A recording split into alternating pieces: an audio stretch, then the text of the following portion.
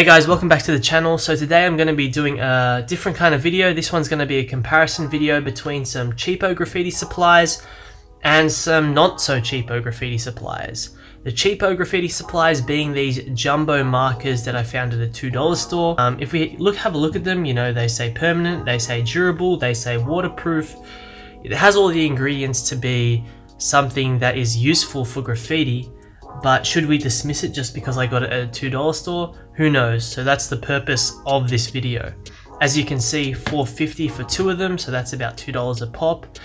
And these are oil-based permanent markers. What else have they got on them? Chisel tip, and they're going to be gravity feed already. Just by looking at them I can tell. If you haven't actually explored the $2 stores around your area looking for graffiti supplies, I definitely say give it a go. Not just for like markers like this, but other things like gloves, rollers, roller extensions, maybe cheap roller paint, respirators, other tools for graffiti, even, you know, a cheapo spray can or two. You never know what you can find in your local $2 store, so give it a go. And you know, it's good for those kind of DIY experiments that you want to do with your own graffitis. But in saying the characteristics of this graffiti marker, I thought immediately these are basically the exact same make as the Magic Ink markers from Japan. Now, I've done a previous review video on these markers and have really enjoyed them, but in saying that, these are $12 a pop, these are $2 a pop. So, you know, that's where this video lies. Does the jump in price lead to a jump in quality? We got the blue, we got the black. They're both gravity feed, they're both kind of chisel tip. Well, actually this one is not chisel tip, it's kind of a more rectangular tip, and this one's going to be chamfered off tip. But you know, they're basically the same, so we'll go ahead and see in a side-by-side comparison which is the better marker, and if the more expensive marker leads to, you know, better writes. Alright, so you know how I said, you know, go to the $2 store because you might find some gold mines in there? Well, the upside of that is it's a $2 store, most of the stuff coming from there is from China, and it's going to be shit. So, I just opened up this marker, just opened up the packaging, you know, look at that, expecting a nice broad tip, and this is what you're getting. This right here is a jumbo. No, there's nothing jumbo about this. The only jumbo thing about this is the body. Fucking hell. Just wasted. But, nah, that's funny. Just in saying this, in feeling it, you know, I couldn't feel it through the packaging. This isn't even metal. Just listen to this. This is not even metal. This is just straight up plastic that's I could probably break if I tried to. Whereas the Magic Ink marker is, you know, full metal, nice quality. This actually is printed on the metal. This is basically, you know, a filament that I can rip off, and just look at that nib. This is something that you get on like an 8mm uni paint marker, let alone a jumbo marker. So we might have to have some different plans for this video, but you know, that's funny. I promise you, you can get some gold mines in the $2 store, but at the same time, be careful, because this actually, you know what, that is kind of like that, but you expect it to be more like a pilot. If you're showing this is going to look like a pilot, not like this, man. I can't get over the fact that it looked like it's metal. You know what's so dodgy about this? If you look to the bottom, which is a bit that it's exposed on the packaging, this thing makes it feel like it's metal, or makes it look like it's metal. I just want to know, like, because it feels plasticky. If I rip this open, oh, you dodgies.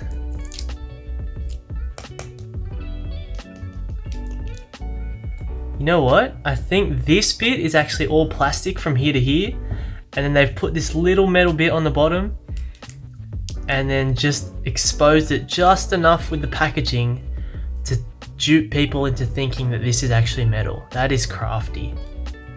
That is crafty. Just got duped, but that's part of it. That's part of trying things out. Alright guys, so we established that there's got to be a different plan for the video, and the plan is I'm just going to do some hit ups for the people that have been subscribing and showing support to the channel.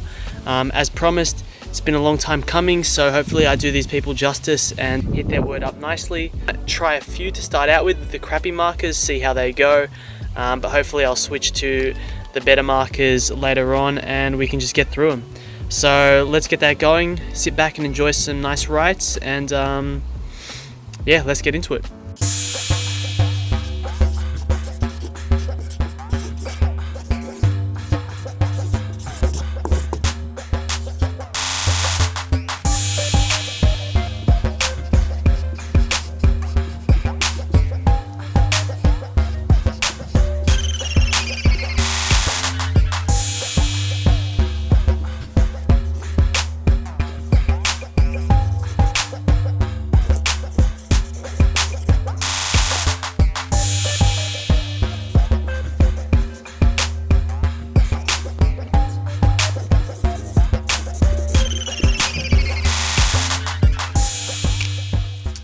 Alright guys, so at this point it looks like I may have spoken too soon. This is the $2 marker that I'm using and it feels really nice. It feels kind of fast to use, smooth to use, and the tags that are coming out are really crisp and clean. You're really getting to use that chisel tip that comes with the marker, and the ink that's coming out is not too bad. It's not the darkest kind of ink, but it's still pretty good all things considered.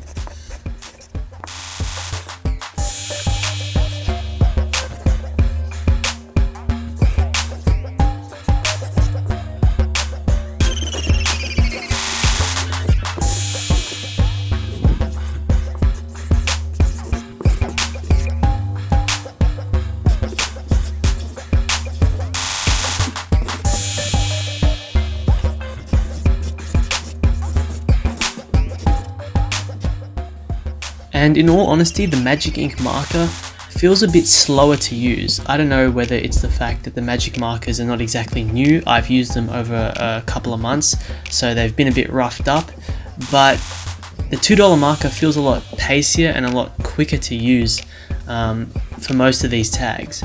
But in saying that, the Magic Ink marker feels a lot sturdier, it feels a lot more durable. It feels like if I were to use this on surfaces rougher than the one I'm using on, it would still come out with consistent tags, where I don't really feel that with the $2 marker. I feel like it would be really streaky, really choppy. It's just holding up on this kind of semi-smooth surface.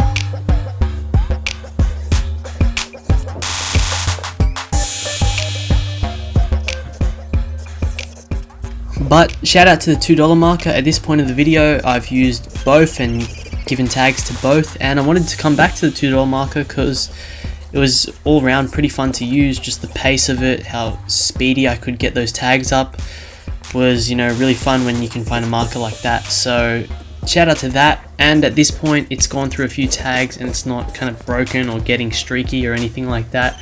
It's holding up pretty well, so that kind of says something about the durability of the $2 marker. So overall, quite impressed.